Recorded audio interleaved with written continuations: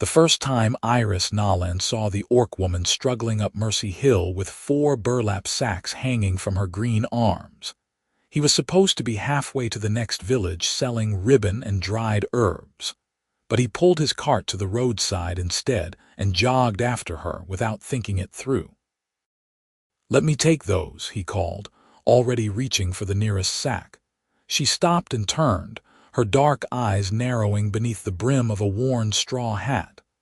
Sweat beaded on her forehead and her tusks caught the afternoon light as she shifted her weight. "I have carried heavier." "I am sure you have," Iris said, flashing the smile that usually convinced farmers' wives to buy an extra jar of honey. "But the hill does not care how strong you are, it just keeps being steep." Her mouth twitched, not quite a smile but close. She let him take 2 of the sacks. They were impossibly heavy, packed with potatoes and turnips and what felt like a whole millstone at the bottom. Iris kept his expression easy even as his shoulders screamed. The orc woman watched him for a long moment, then started up the hill without a word. He followed, his cart abandoned at the bottom, and tried not to wheeze too obviously. The cottage at the top was small and neat, with a vegetable garden fighting its way through rocky soil and a chicken coop listing slightly to one side.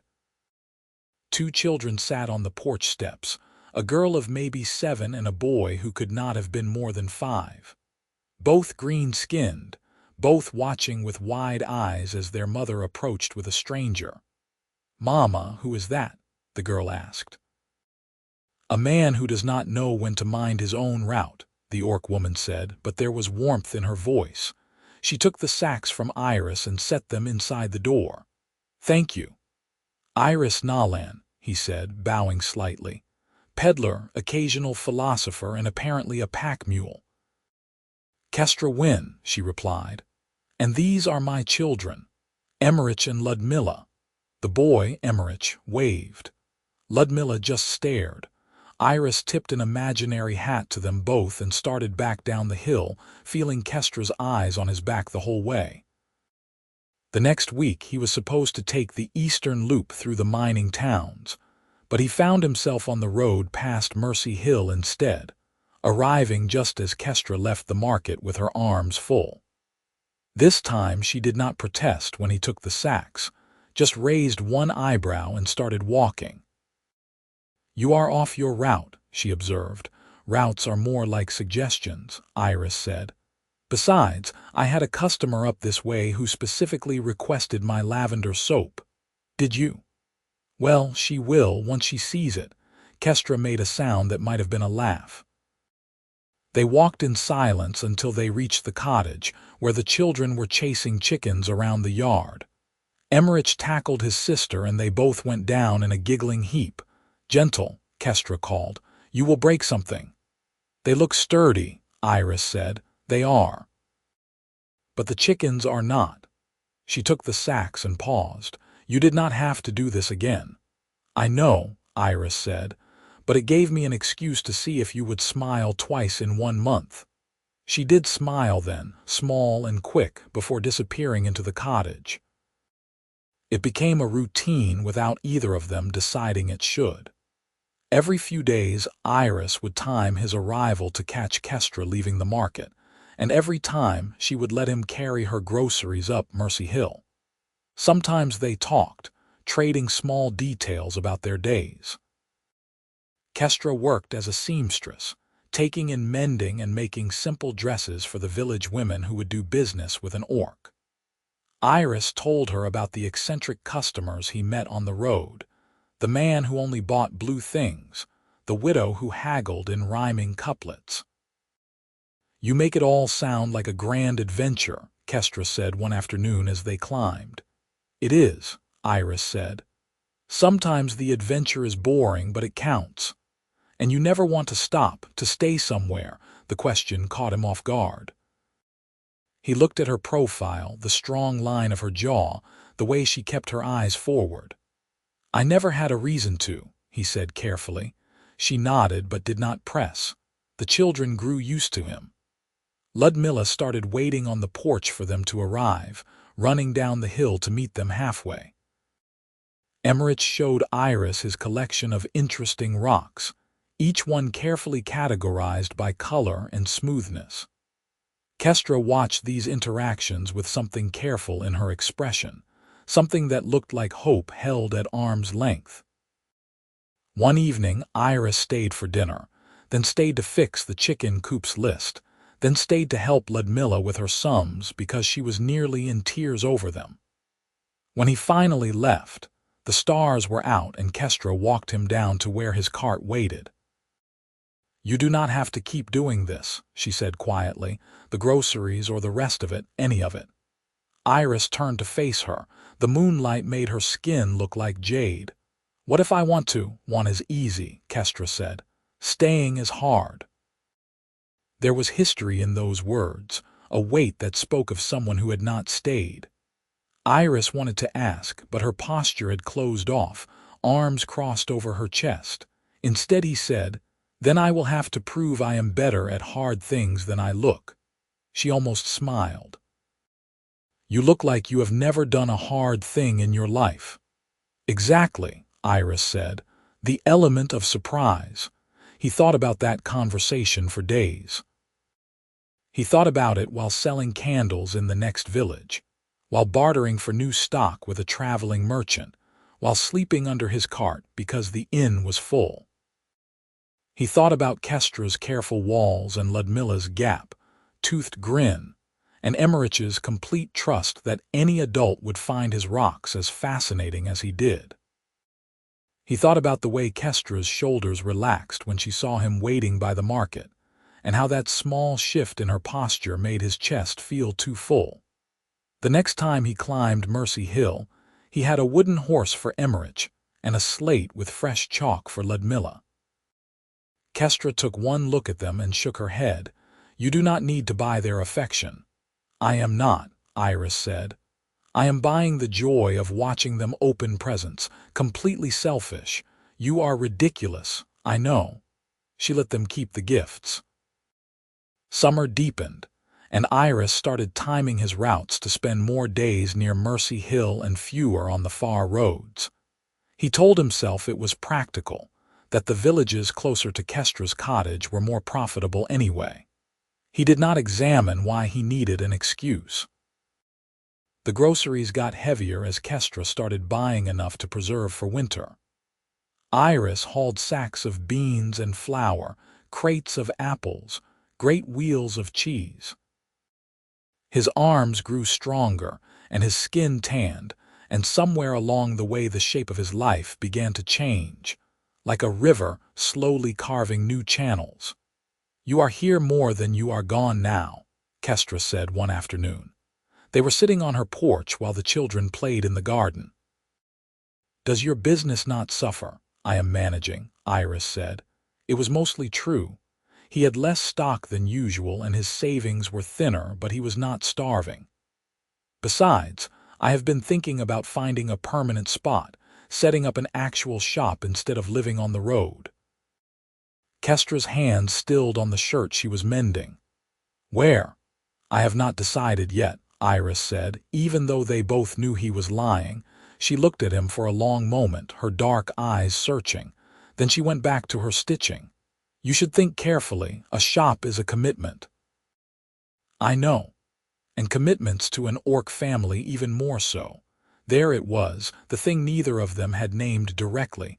Iris reached over and stilled her hands with his own. "Kestra, people will talk," she said, not meeting his eyes. "They already talk. The human peddler who carries groceries for the orc widow like some kind of court suitor. They think it is funny or scandalous or both. I do not care what they think. You should." Her voice was fierce now. "You should care because it will affect your business and your life, and where you can go and who will welcome you. You should care because my children are already learning to duck stones from the village boys, and I will not have them learn that people hate them because their mother made another bad choice." Iris felt his chest tighten. "Another." Kestra pulled her hands away and stood, moving to the porch railing. Their father was an orc from the eastern clans. He came through 4 years ago, all confidence and promises.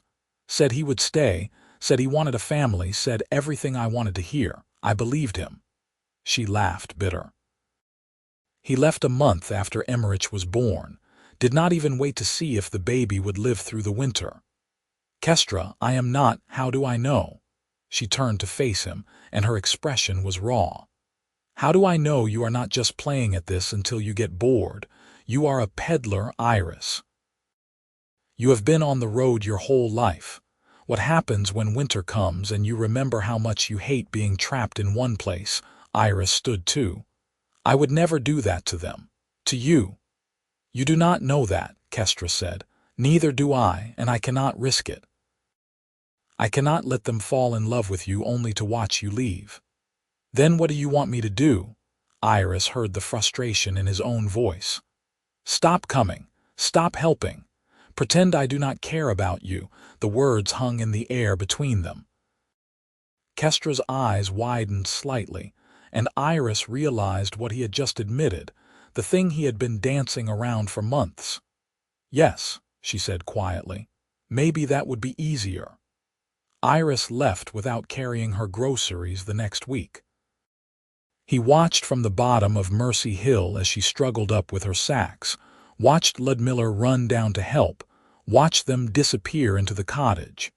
Then he drove his cart west and tried to focus on his route. It lasted 5 days.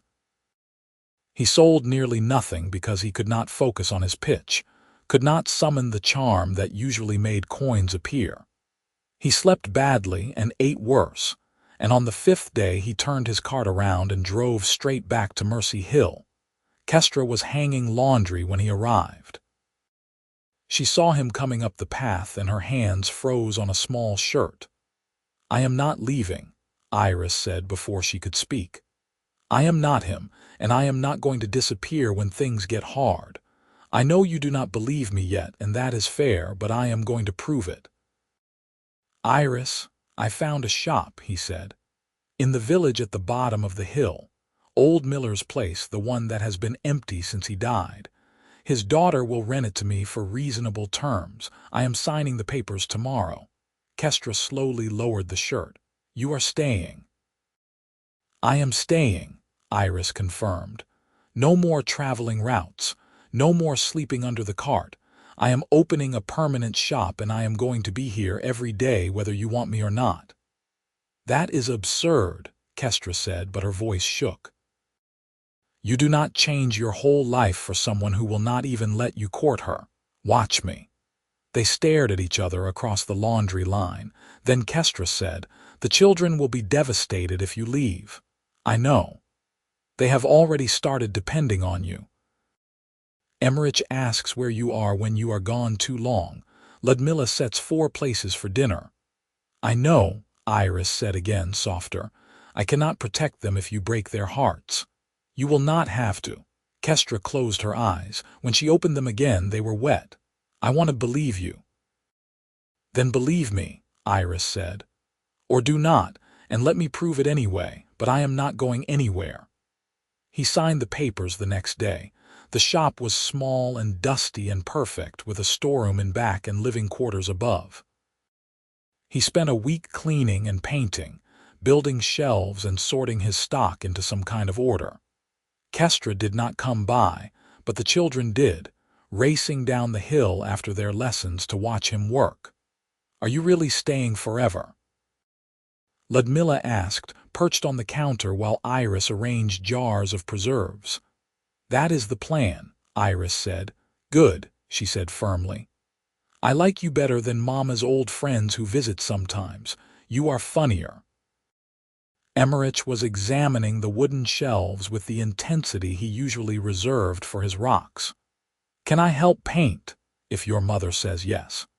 They showed up the next day with Kestra in tow, all 3 of them carrying paintbrushes. Kestra met Iris's eyes and said nothing, but the fact that she was there said enough. They painted the trim blue because Ludmilla declared it should be cheerful, and Emmerich got more paint on himself than on anything else. And by the end of the day, the shop looked almost professional. "You did good work here," Kestra said as they cleaned brushes in the pump outside.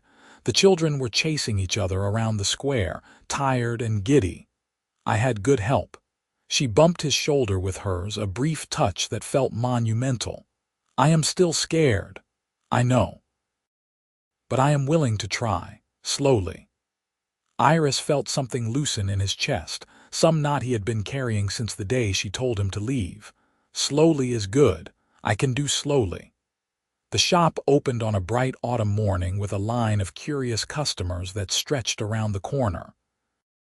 Some came because they needed goods. Some came because they wanted to see if the rumor about the peddler who settled down for the orc woman was true. Iris greeted them all with the same easy smile, selling soap and candles and strips of cured meat with the patter he had perfected over years on the road. Kestra came by in the afternoon with a pot of stew and fresh bread. "You forgot to eat." "Did I?" "You did." She ladled stew into a bowl and handed it to him. "The talk is already spreading. Let it spread." "Iris." She glanced around the shop at the customers browsing the shelves. "You are making yourself a target." "Then I am a target," Iris said. "Eat your stew before it gets cold." She shook her head but sat down on the stool behind the counter, and they ate together while customers pretended not to stare. Iris told her about the woman who tried to pay for candles with a live chicken, and the man who wanted to know if he stocked love potions. Kestra laughed, real and unguarded, and Iris thought about how that sound was worth every uncomfortable stare. The weeks fell into a rhythm. Iris opened the shop at dawn and closed it at dusk.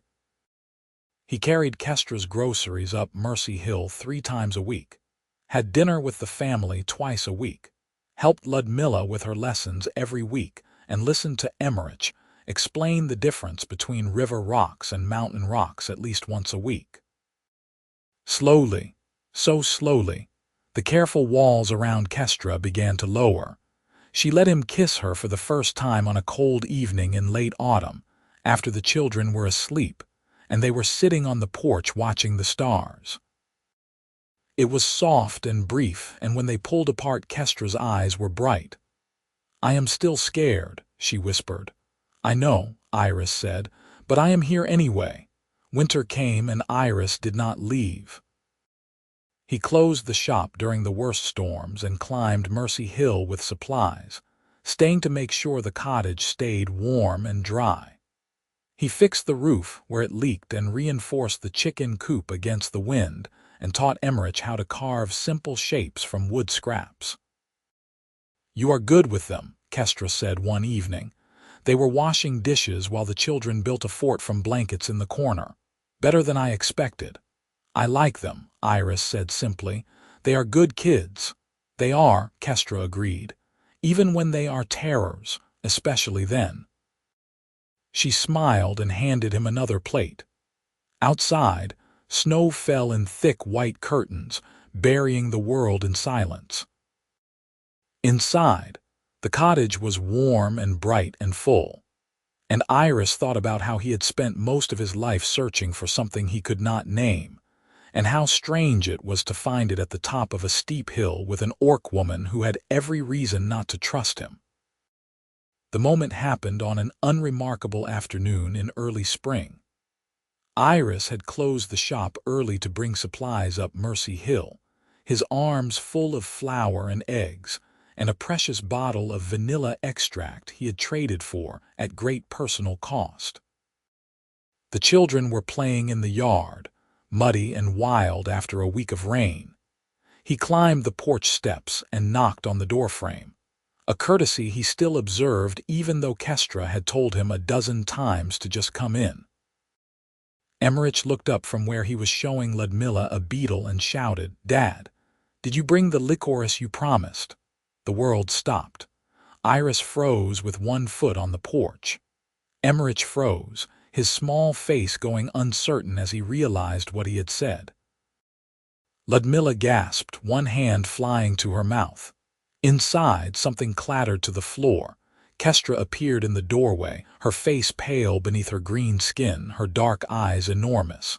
For a long moment no one moved or spoke or breathed. Then Emmerich burst into tears. "I am sorry," he sobbed, running to his mother and burying his face in her apron. "I did not mean to, it just came out, I am sorry." Iris set the supplies down carefully, his hands shaking. The word echoed in his head, huge and terrifying and precious. Dad. The boy had called him Dad. "Emmerich," Kestra said softly, kneeling to hold her son. "It is all right, you are not in trouble." "But I made him leave," Emmerich wailed. "He is going to leave now like the other one did." The other one. The father who had not stayed, who had taught these children that adults could not be trusted to keep promises. Iris felt something crack open in his chest, something raw and aching. He knelt too, making himself level with Emmerich's tear-stained face. "I am not leaving," Emmerich hiccuped. "You are not." "No," Iris said firmly. "Not because of that, not because of anything. I promised, remember." "Promises can be lies," Ludmilla said quietly. She had moved closer, standing just behind her brother. Her voice was older than her 7 years. "People say things they do not mean." Iris looked at Kestra, who was watching him with an expression he could not quite read. Fear and hope tangled together, waiting to see what he would do with this moment, this fragile offering of trust. "You are right," he told Ludmilla. "People do lie, but I am not lying. I love your mother and I love both of you and I am not going anywhere." The words hung in the spring air, real and irrevocable. Kestra made a small sound, her hand coming up to cover her mouth. "You love us?" Emmerich asked, his tears slowing. "Yes," Iris said, "very much." "Even though we are orcs?" The question was so earnest, so completely without guile that Iris felt his throat tighten. "Especially because you are you, all of you." Ludmilla studied him with narrow eyes, the same expression her mother wore when evaluating a situation. Then she stepped forward and wrapped her thin arms around his neck. "Okay," she said into his shoulder. "You can stay." Emmerich joined the hug, still sniffling, and Iris held them both while trying not to fall apart himself. Over their heads, he met Kestra's eyes. She was crying, silent tears tracking down her cheeks, and when the children finally released him, she took his face in her hands and kissed him hard. "You cannot just say things like that," she said against his mouth. "I meant it. I know. That is what scares me." They sat on the porch while the children went back to their beetle, suddenly unconcerned now that the crisis had passed. Iris and Kestra held hands and did not talk for a long time. Finally, Kestra said, "They have been calling you that. At night, when they do not think I can hear." Ludmilla told Emmerich that you are like a father, and he said no, you are better than a father because you actually stay. Iris felt his eyes burn. "Kestra, I need to know this is real," she said, turning to face him. "I need to know that you understand what you are signing up for. This is not some grand romance where we ride off into the sunset. This is dirty dishes and sick children and long winters and people in the village who will never accept us. This is hard work and no glory in waking up every day choosing the same thing over and over." "I know," Iris said. "Do you?" She squeezed his hands. "Because if you are going to leave, leave now. Before they get any more attached. Before I get any more attached. I can survive you leaving now. I do not know if I can survive you leaving later." Iris pulled her close, wrapping his arms around her solid warmth. "I am not him," he said into her hair.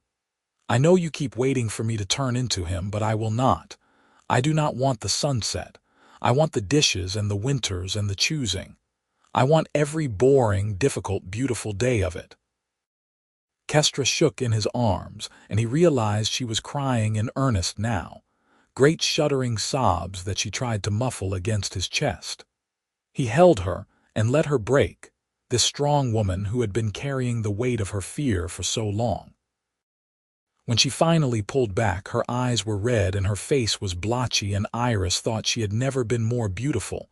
"I love you," she said. "I have been trying not to, but I do. I love you too. This is still terrifying." "I know," she laughed, watery and rough. "All right then. But I have conditions." "Name them." Kestra took a breath. "If you are going to be part of this family, really part of it, then you need to be all in. No halfway. The children need stability, not someone who drifts in and out." "I am all in," Iris said. "I am not finished." She poked his chest. "You need to be honest with me. Always. If you are unhappy, if you are doubting, if you want something different, you tell me. No disappearing because it gets difficult. I promise. And you need to understand that people will make this hard. They will say things about you, about us. Your business might suffer. You might lose friends. I know." "Stop saying that," Kestra said, but she was almost smiling. "This is my speech about how terrible everything will be, and you are supposed to be more concerned."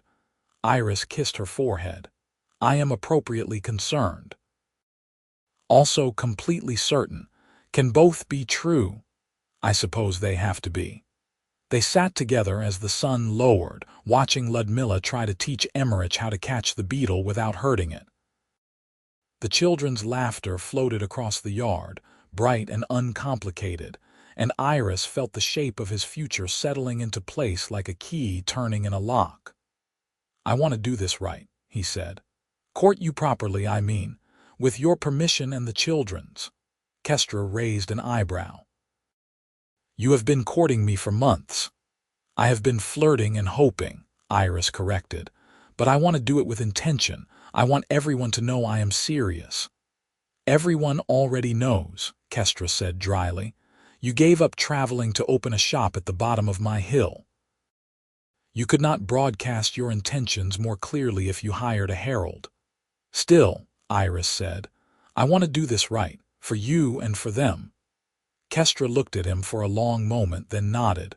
"All right, court me properly, but you should know I have very high standards." "I would expect nothing less." Iris started courting Kestra the way she deserved. He brought her flowers from the meadow below Mercy Hill, great armfuls of wildflowers that made her cottage smell like summer. He took the whole family on walks through the countryside, showing the children how to find wild strawberries and teaching them the names of birds. He learned Kestra's favorite tea and made sure he always had it in stock at the shop. He also started building something new in the back room of his shop, working late into the night on a project he would not let anyone see. The children were desperately curious, but Iris held firm, insisting it was a surprise. "What if we hate surprises?" Ludmilla asked.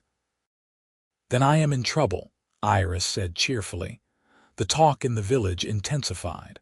Some people approved, charmed by the romance of it all. Others disapproved loudly, muttering about the corruption of good human stock and the dangers of mixing with orcs. Iris smiled at all of them and sold his goods, and refused to engage with the uglier comments. One afternoon, a group of young men came into the shop, drunk and looking for trouble. Their leader, a blacksmith's apprentice named Garrett with a reputation for cruelty, leaned on the counter and grinned at Iris. "Heard you have been spending time up at the orc's cottage," he said. "That true?" "It is," Iris said calmly. He continued organizing his stock, not looking at them. "Must be desperate," another one said. "No human woman would have you." "I have no interest in human women," Iris said. "I am interested in Kestra Wynne, who is smarter, kinder, and more beautiful than anyone I have ever met. Now, do you need to buy anything, or are you just here to waste my time?" Garrett's grin sharpened. "Watch your tone. People are starting to notice how friendly you are with that monster. Could be bad for business." Iris set down the jar he was holding and finally looked at them directly. "Are you threatening me? Just giving friendly advice?" "Here is some advice in return," Iris said quietly. "Leave my shop." Do not come back unless you plan to be respectful customers. And if I hear any of you have bothered Kestra or her children, I will make sure the magistrate knows exactly who to blame." "The magistrate does not care about orcs," Garrett sneered. "But he cares about property and peace," Iris said. "And he likes me because I sell his wife the good candles at a discount. So try me if you want, but think hard about whether it is worth it."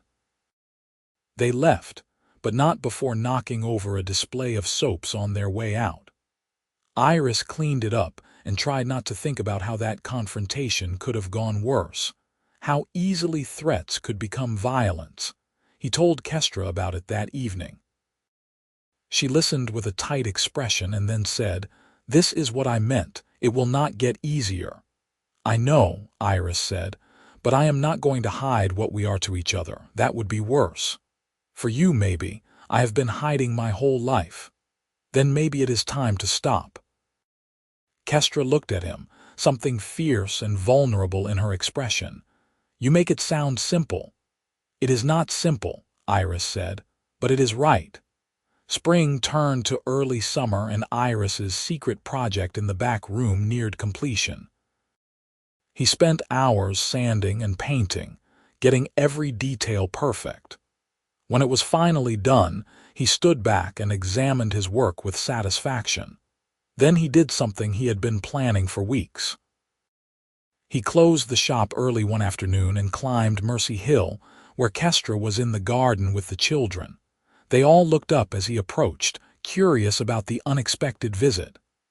"I need to talk to you both," Iris said, addressing Ludmilla and Emmerich. "Privately." The children exchanged glances. Kestra looked concerned but nodded, shooing them toward Iris. He led them to the porch and sat down on the steps, suddenly nervous in a way he had not expected. "Is something wrong?" Ludmilla asked. "No," Iris said. "But I need to ask you something important, and I need you to be honest with me." Emmerich scooted closer, his small face serious. "Okay." Iris took a breath. "I love your mother very much, and I love both of you. I want to be part of this family forever if you will have me. But that is not just your mother's choice. It is yours too. So I am asking you first before I ask her.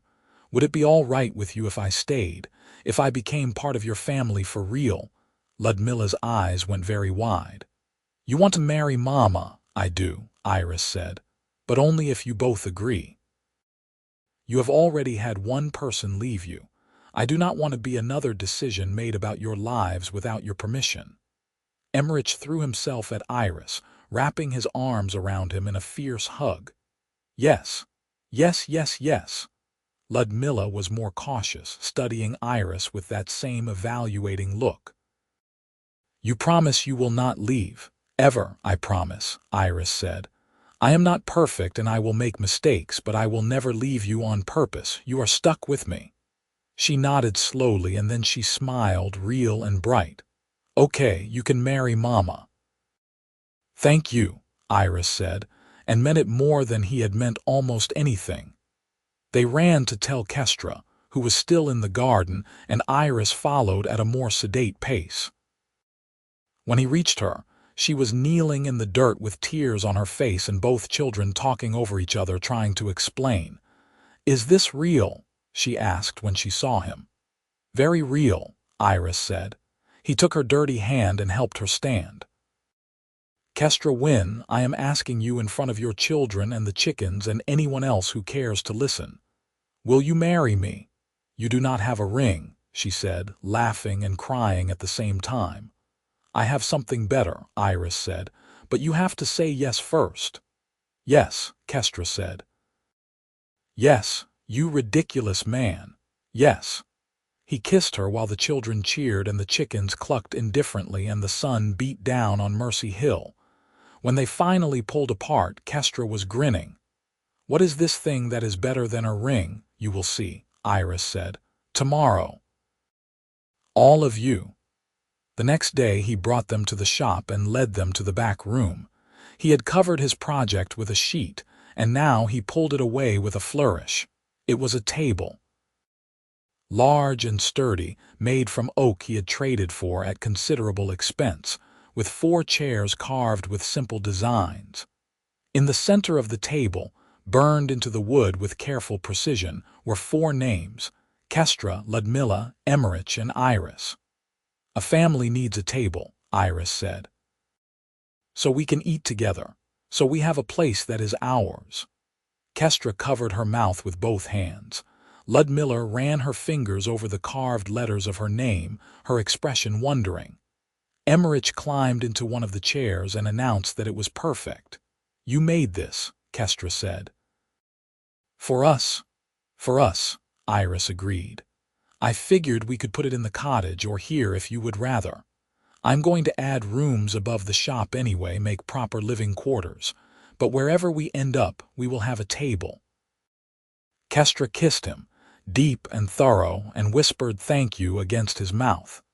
They decided to marry at midsummer, a small ceremony with just a few witnesses. The village priest was reluctant but agreed when Iris paid him double his usual fee. Some neighbors refused to attend, but others came, curious or supportive or both. Kestra wore a dress she had made herself, deep green linen that brought out the richness of her skin. Ludmilla and Emmerich stood beside her, solemn and shining, and when Iris saw them all together waiting for him, his throat closed with emotion. The ceremony was simple. They spoke their vows in clear voices, promising love and constancy and partnership. When the priest pronounced them married, the small crowd applauded, and if some of the applause was perfunctory, Iris did not care. He was too busy kissing his wife, this strong green woman who had let him into her life despite every reason not to. Afterwards there was a feast at the cottage, food contributed by friends and neighbors. The children ran wild with the other village children who had come, high on cake and attention. Iris and Kestra sat on the porch and watched the celebration, hands linked. "Are you happy?" Iris asked. "Terrified," Kestra said. "But yes, happy." "Good." They moved Iris's things into the cottage while he continued working on expanding the shop. The plan was to live at the cottage through the summer and autumn, then move to the shop when the new rooms were finished. It meant Iris had to climb Mercy Hill every morning and evening, but he found he did not mind. The climb had become part of his routine, part of the rhythm of his new life. The children adapted to having him around constantly with startling speed. Emmerich started asking him questions about everything, an endless stream of curiosity about how things worked and why. Ludmilla became protective, inserting herself between Iris and any stranger who looked at him too long, as if ready to defend him from criticism. "You do not have to do that," Iris told her one day after she had glared at a merchant in the market. "Yes, I do," Ludmilla said. "You are my dad now. I take care of my family." Iris had to turn away so she would not see him getting emotional over a 7-year-old's fierce loyalty. Summer passed in a blur of work and family dinners and slow, sweet nights with Kestra in the room they now shared. Iris learned the particular way she liked her tea in the morning, and the fact that she hummed while she sewed and that she was ticklish just below her ribs. Kestra learned that Iris was incapable of going to bed at a reasonable hour, and that he had nightmares sometimes about being back on the road, lost and alone, and that he cried when he was truly happy. They learned how to be married, how to negotiate shared space and disagreements and all the small compromises that made a life together work. It was not always easy. Kestra still had moments of doubt, times when she pulled back as if waiting for Iris to prove her worst fears correct. Iris had to learn patience, had to learn that reassurance was not a single conversation but a constant practice. But it was good, better than good. It was the kind of happiness Iris had not known he was allowed to want. The expanded shop was finished in late autumn, with new living quarters above that were twice the size of the cottage's cramped rooms. Iris had built a separate bedroom for the children, with 2 beds and a window that looked out over the village square. The main bedroom was larger, with space for Kestra's sewing and Iris's books. And in the center of the main room, positioned perfectly, was the table he had made. They moved in on a cold day in early winter, carrying their belongings down Mercy Hill for the last time. The children were excited about living above a shop, about being in the center of the village instead of isolated on the hilltop. Kestra was quieter, running her hands over the walls of the cottage one last time. "Are you sad to leave?" Iris asked. "A little," she admitted. "I built a life here. Just me and them. It was hard, but it was ours." "This will be ours too," Iris said. "Just bigger," she smiled. "Bigger." Yes. The first night in the new quarters felt strange, the sounds of the village filtering up through the floorboards. But when they all sat down to dinner at their table, with the shop closed below and the fire warm and the children arguing over who got the last piece of bread, it felt right. Iris looked around at his family and thought about the man he had been a year ago, rootless and charming and alone. That man would not recognize this life, would probably be terrified of how ordinary and domestic it had become. But Iris had never been happier. "What are you smiling about?" Kestra asked. "Everything," Iris said. Winter settled in and the shop became a gathering place for the village. People came for supplies but stayed for warmth and gossip and the sense of community that formed around the counter. Iris heard news and complaints and occasionally secrets, and he kept them all with the discretion he had learned on the road. Some people still disapproved of his marriage. Garrett, the blacksmith's apprentice, was particularly vocal, making comments whenever he thought Iris could hear. But most people seemed willing to accept it, or at least tolerate it, especially when they needed candles or soap or the good dried herbs that Iris stocked. Ludmilla and Emmerich started school in the village, a small building with 1 teacher and 20 students of various ages. The first week was difficult. The other children stared and whispered, and one boy pushed Emmerich off the steps. Ludmilla punched the boy in the nose, which earned her a scolding from the teacher and a quiet word of praise from Iris when they got home. "Violence is not the answer," he told her, trying to sound stern. "Then what is?" Ludmilla demanded. "He hurt Emmerich." "I know. And you protected your brother, which was brave. But now that boy is going to tell everyone that orcs are violent and it will be harder for both of you." Ludmilla's face crumpled. "It is not fair." "No," Iris agreed, pulling her into a hug. "It is not fair at all. But we have to be smarter than them. We have to prove that we are good and kind even when they are not." "I do not want to be good," Ludmilla muttered into his shirt. "I know. But you will anyway because you are better than they are." Slowly, painfully, the children found their place at school. Emmerich made friends with a quiet boy who also collected rocks. Ludmilla earned grudging respect for being the fastest runner in the school. The whispers did not stop, but they became background noise, easier to ignore. Spring came again, and with it, the first anniversary of Iris closing his shop to carry Kestra's groceries. He marked the occasion by doing exactly that, closing the shop for an afternoon and walking with Kestra to the market. They bought far more than they needed and carried it all back together, climbing the stairs to their home above the shop. "A year," Kestra said as they unpacked. "You have stayed a whole year." "I have stayed a whole year," Iris confirmed, "and I plan to stay many more." "I believe you now," Kestra said quietly. "It took me this long, but I believe you." Iris kissed her temple. "I will take it." That summer they officially opened the expanded shop with a celebration that brought half the village. Iris had saved for months to make it special, hiring musicians and buying enough food to feed everyone. He stood behind the counter with Kestra beside him and the children weaving through the crowd, and felt the solid weight of success. This was what he had built. Not just a business, but a place. Not just a marriage, but a family. Not just a life, but a home. The magistrate came by to offer congratulations, along with several of the wealthier merchants. Even the priest stopped in, looking vaguely uncomfortable but polite. Iris thanked them all with genuine warmth, knowing that their approval mattered even if he wished it did not. Garrett showed up drunk, late in the evening when the celebration was winding down. He pushed through the remaining crowd and planted himself in front of Iris. "Think you are so clever," he slurred, "playing house with monsters." Iris kept his expression neutral. "You are drunk. Go home."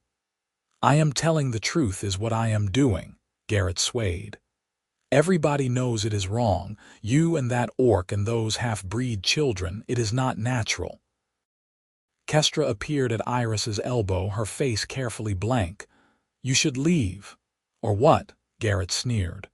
"You will curse me." "That is what orcs do, right? Curse good humans." Several people had stopped to watch. Iris felt the weight of their attention, the judgment forming. This was a test, he realized. How he handled this would determine how the village saw them going forward. "Kestra does not curse people," Iris said calmly. "She mends their clothes and minds her own business and tries to live her life in peace.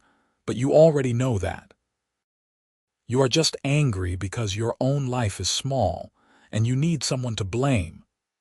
Garrett lunged forward, fist raised. Iris sidestepped, and two of the other merchants grabbed Garrett before he could try again.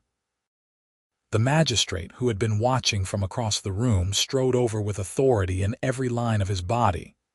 "Garrett," he said coldly, "you will leave now, and if I hear you have caused any further disturbance, you will spend a week in the stocks. Am I understood?" Garrett glared but nodded, shaking off the hands holding him. He stumbled out into the night, leaving uncomfortable silence behind. The magistrate turned to Iris and Kestra. "My apologies. Some people have no manners." "Thank you," Iris said. The magistrate nodded and went back to his conversation. The celebration resumed, a little more subdued but still warm. Kestra squeezed Iris's hand. "Are you all right?" she asked. "I am fine," Iris said. "Are you?" "I have heard worse," but her voice was tight. That night, after the children were asleep and the shop was cleaned and locked, Iris found Kestra sitting by the window. She was not crying, but her expression was bleak. "Talk to me," Iris said, sitting beside her. "I keep thinking about what he said, about the children being half-breeds." "That word. He is an ignorant drunk. But he is not wrong," Kestra said. "They are caught between two worlds, not orc enough for the clans, not human enough for the village, and it is my fault." Iris took her hand. "It is not your fault, and they are exactly enough of everything. They are Ludmilla and Emmerich, and they are perfect as they are. You say that now, but what about when they are older, when they want to marry and have families of their own? Who will have them?" "Someone who deserves them," Iris said firmly. "And if the world is too stupid to see how incredible they are, then we will just have to teach them better." Kestra leaned against him, and they sat together in the quiet darkness. Outside, the village slept. Inside, their family was safe and warm. It was not perfect, but it was theirs. The years rolled forward. Ludmilla grew tall and fierce, with her mother's determination and her father's charm. She became the fastest runner not just in the school but in the whole region, winning races at the county fair and bringing home ribbons that they hung above the table. Emmerich remained quieter, more thoughtful, developing a fascination with how things worked that led him to apprentice with the village clockmaker. Iris's shop thrived. He became known for fair prices and quality goods, and people traveled from neighboring villages to buy from him. Some still muttered about his orc wife, but it became old gossip. less interesting than newer scandals. Kestra's sewing business grew too. She started making dresses for wealthier clients, beautiful garments that were in high demand. She hired 2 assistants, both young Orc women from the eastern settlements who needed work. Iris watched her teach them with patience and pride, and thought about how far she had come from the woman who could barely trust him to carry her groceries. They had fights, of course, about money and discipline and all the small frustrations of shared life. But they learned how to fight fair, how to listen and compromise and remember that they were on the same side. And they learned how to apologize, which Iris thought might be the most important skill of all. When Ludmilla turned 13, she came home from school with a black eye and split lip. Emmerich was behind her, untouched but furious. "What happened?" Kestra demanded, already getting the medical kit. "Garrett's son," Ludmilla said. "He said things about you and Dad. I told him to shut up." "He did not." Iris felt a familiar anger rise up. "Did you hit him first?" "No," Emmerich said. "He hit her first. She just hit him back harder." "He started it," Ludmilla said fiercely. "And I do not care what anyone says. I am not going to let people talk about my family like that." Iris and Kestra exchanged glances. Pride and worry tangled together. "I am proud of you for defending us," Iris said carefully, "but I am worried about you fighting. It is dangerous." "Not fighting is dangerous too," Ludmilla said. "If we just let them say whatever they want, it gets worse." "I learned that." She was not wrong. Iris sighed and helped Kestra clean the blood from their daughter's face and wondered how to protect children who were growing up in a world that would never fully accept them. The magistrate came by the next day. Garrett's son had told a different story, one where Ludmilla had attacked him unprovoked. It was his word against hers, and the magistrate looked uncomfortable. "I have to at least speak to her," he said. "For the record." Ludmilla told her story clearly and without embellishment. The magistrate listened, then sighed. "The problem," he said, "is that there were no witnesses, and his father is already calling for consequences." "Of course he is," Iris said. "He has been looking for an excuse to cause trouble for years." "I know." The magistrate rubbed his face. "Look, I believe your daughter. I have known Garrett and his family for years and I know what they are like, but I have to be fair and that means I cannot just dismiss this." "What are you proposing?" Kestra asked, her voice carefully controlled. "A fine," the magistrate said. "Small. Enough to make it official. And Ludmilla stays out of trouble for 6 months. No more fighting, no matter the provocation. Can you agree to that?" It was not fair, but it was better than it could have been. Iris paid the fine and Ludmilla agreed to the terms, though her jaw was tight with anger. After the magistrate left, she said, "It is not right. He lied and I am the one being punished." "I know," Iris said, "but sometimes you have to choose which battles to fight. This one is not worth it." "Then which ones are?" Iris thought about that. "The ones where you can win. The ones where winning makes things better, not just more complicated." Ludmilla considered this, then nodded slowly. She stayed out of trouble for the required 6 months, though Iris suspected it took considerable effort. On her 14th birthday, Iris gave her a gift, a beautifully bound journal and a set of good pens. "What is this for?" she asked. "For writing down your thoughts," Iris said. "For fighting with words instead of fists when you need to." Ludmilla looked at the journal, running her fingers over the leather cover. Then she hugged him fiercely and said, "Thank you, Dad." The words still made his chest tight, even after all these years. Emmerich, meanwhile, was thriving in his apprenticeship. The clockmaker, an elderly man named Samuel, treated him with respect and kindness, teaching him the delicate art of gears and mechanisms.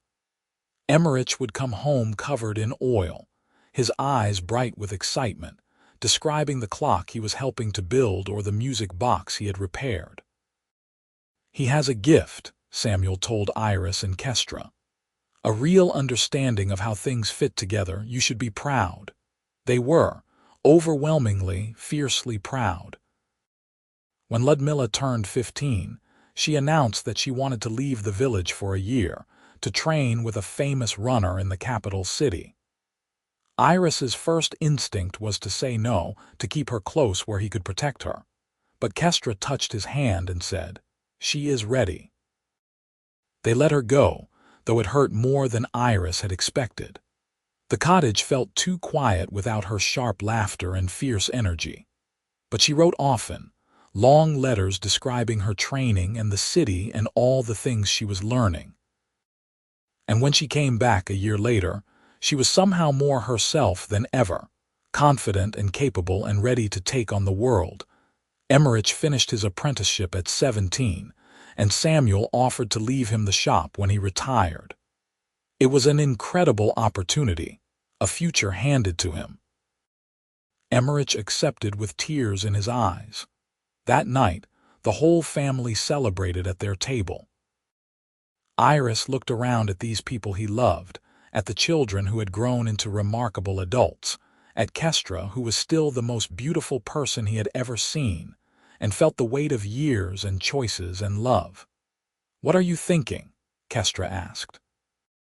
"That I am the luckiest person alive," Iris said. "You are ridiculous. I know." She kissed him, and the children groaned in exaggerated disgust, and everything was perfect in that ordinary way that made up a life. More years passed.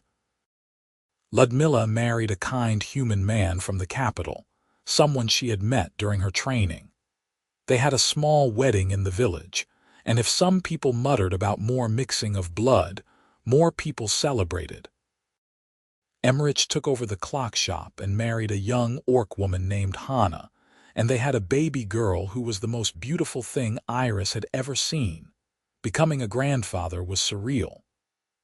Iris held his granddaughter and marveled at her tiny green fingers, her perfect face. She had Emmerich's eyes and Hannah's tusks, and Iris could not imagine loving anything more. Kestra cried when she first held the baby. Happy tears, overwhelmed tears. "We made this," she said. "Not directly, but we built the family that made this possible." "We did," Iris agreed. They were getting older now, graying and slowing down. Iris's knees ached when he climbed stairs, and Kestra's hands, sometimes cramped from years of sewing. But they were happy, deeply and completely happy in a way that still surprised them both sometimes. One evening, they were sitting on the porch of the shop, watching the village settle into night. The shop was being managed by a young man they had hired, capable and trustworthy. Their children were settled. Their granddaughter was healthy and loved. Everything felt complete in a way Iris had never expected. "You ever regret it?" Kestra asked suddenly. Giving up the road for this, Iris turned to her. "Never, not once. Why, do you regret saying yes?" "No," Kestra said. "I am just amazed that it all worked out, that you actually stayed. I told you I would. I know, but I still sometimes cannot believe it." Iris took her hand the same way he had 1,000 times over the years. Her skin was rougher now, marked by time and work, and he loved it more than anything. "I am here. I have always been here. And I will be here until the end. Promise, promise." They sat in comfortable silence, watching the stars come out. Somewhere in the village, someone laughed. A dog barked. Life continued in its messy, beautiful way. Iris thought about the young man he had been, driving his cart from village to village with no real plan or purpose beyond the next sale. He thought about seeing Kestra for the first time, struggling up Mercy Hill with her groceries, and making the impulsive decision to help. He thought about how that one small choice had led to this, to a family and a home and a life worth living. "What are you smiling about?" Kestra asked. "Everything," Iris said, the same answer he always gave, and it was true. He was smiling about everything, about the whole improbable journey that had brought him to this porch with this woman and this life. He was smiling about two children who had called him Dad and meant it, who had grown into people he was proud to know. He was smiling about a granddaughter who would never doubt she was loved, who would grow up in a world he and Kestra had helped make a little bit kinder. He was smiling because he had found what he had been searching for all those years on the road, even though he had not known he was searching. He had found home. Kestra leaned her head on his shoulder, and Iris wrapped his arm around her, holding her close as the night deepened around them. Tomorrow, they would open the shop and greet customers and do all the ordinary things that made up their days. But for now, they just sat together, two people who had chosen each other against the odds and built something real and lasting. The hill where they had met still rose behind the village, steep and unforgiving. But Iris had climbed it so many times over the years that it felt like an old friend now, familiar and manageable. He thought about the day Emmerich had first called him Dad, about the terror and joy of that moment. He thought about the groceries he had carried and the table he had built and all the small actions that had added up to a lifetime.